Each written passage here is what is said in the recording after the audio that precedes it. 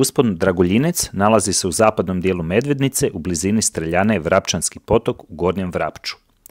Uspon ide sporednom neoznačenom stazom, pa stoga nije toliko poznat. Krasi ga blag uspon i dinamična staza. Prvi dio staze ide kroz šumarak, a druga polovica preko proplanka, odakle puca odličan pogled na zapadni dio grada. Uspon je relativno trčljiv u cijeloj svojoj dužini, a završava blizu početka makadama koji ide od Zelene magistrale do slapa Sopot.